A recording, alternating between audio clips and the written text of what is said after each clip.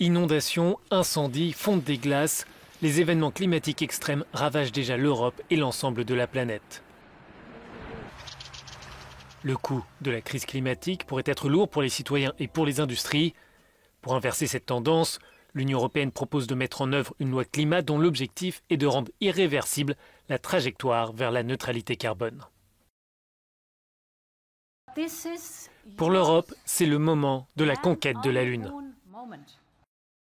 Le texte proposé au mois de mars s'inscrit dans le cadre du Pacte vert qui veut faire de l'Union le premier continent neutre en carbone d'ici 2050. À partir de 2023, la Commission européenne devrait faire le point tous les 5 ans pour voir si les États membres restent dans la bonne voie.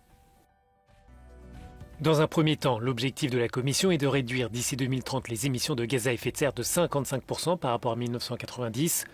Le Parlement européen est plus ambitieux. Les eurodéputés veulent sur la même période une diminution de 60%. Mais certains pays membres, comme la Pologne, encore très dépendants du charbon, font savoir qu'un tel effort porterait un coup à leur économie. Pour le vice-président de la Commission, la baisse des émissions de carbone et une croissance économique sont possibles simultanément. Ceux qui nient le changement climatique, ceux qui disent que pour avoir une société durable, nous devons tous vivre dans des cavernes en mangeant de l'herbe, tous devraient comprendre que la peur de ce projet ne va pas s'envoler, car il y a une façon d'avoir des hauts niveaux de bien-être et de ne pas utiliser la planète comme si nous en avions 2 autres en réserve.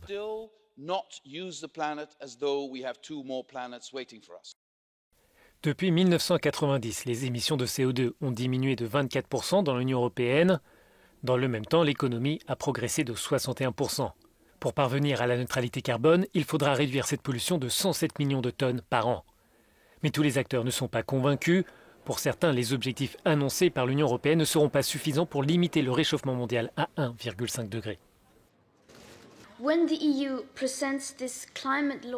Lorsque l'Union européenne présente cette loi et la neutralité carbone en 2050, vous admettez indirectement que vous vous rendez, que vous renoncez à l'accord de Paris, que vous renoncez à vos promesses de faire tout ce qui est en votre pouvoir pour assurer un avenir sûr à vos enfants.